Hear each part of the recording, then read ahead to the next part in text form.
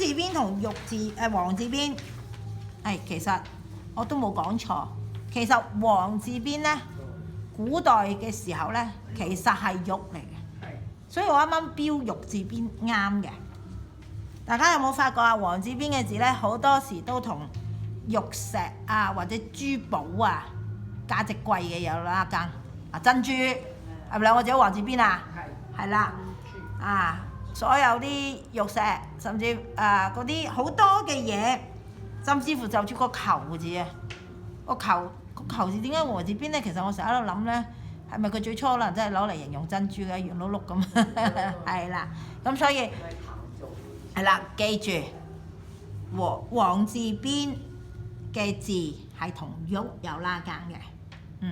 個公字邊咧，大家有冇睇到佢個好特別啦？佢第一筆特別長，又長又粗，即係第一筆呢個橫撇，跟住接下邊個橫撇咧就細啲咯噃，然後下邊係一個橫字彎勾。點解我強調係彎咧？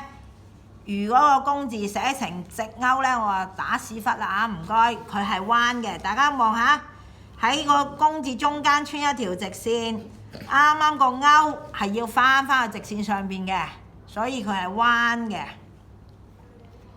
呢個係彎勾嚟嘅，呢個位係彎嘅，彎勾起勾個位要翻你對上嗰個橫嗰兩個短橫嘅中間。OK， 好。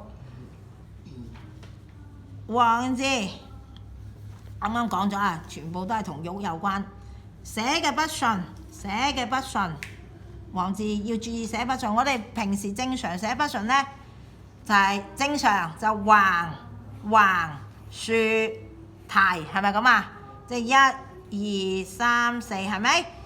觀察呢個邊旁部首，當我哋行書嘅時候，唔係咁嘅步驟㗎，佢步驟係橫，甚至乎有時連埋呢個豎落嚟，即係第一筆好似寫個豎橫勾咁，呢個作為第一筆。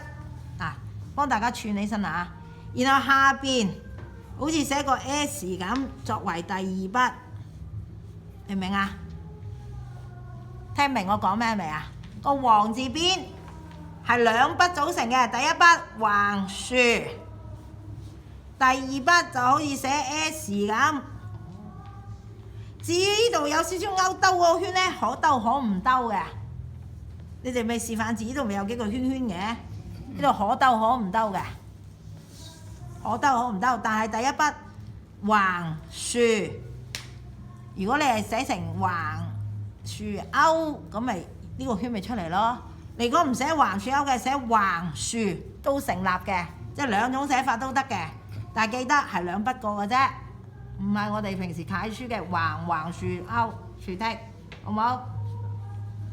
聽明未？寫嘅方法係咁啊，好。後邊木字同個和字嗱，當行楷嗰陣時咧，個和字就和字邊等於木字加多頂嗰撇啫嘛，係咪？我啱啱喺講個手嗰陣時就同大家講咗啦，個和字咧，當我哋寫比較行草嘅時候咧，佢就變成撇。一個豎啲嘅勾，然後就好似啱啱個王字邊咁寫個 S， 送個 S 俾佢啦。嗱，係咁樣嘅。嗱，記住個樣，其實佢係和字邊嚟嘅。嗱，你就唔好以為，你就可能奇怪喎，老師點解係咪個書法家寫錯字係冇嘅？個行草嘅時候，行草即係比較潦嘅行書咧，佢係寫到好似個手字咁嘅，似唔似啊？好似啊，係啦。似唔似個手字啊？係咯，咁啊記得佢實際係和字邊，行草嘅寫法嘅和字邊。咁木字同啱啱講過嗰啲邊旁都好似啦，都係佢就唔係橫好粗嘅，嗱個和字都橫粗嘅，你可以處理成咧橫粗呢個撇剔粗，但係記緊中間嗰處係有嘅嗱，不約而同啊，同啱啱啲剔手邊係咪好似啊？好。好，睇一睇。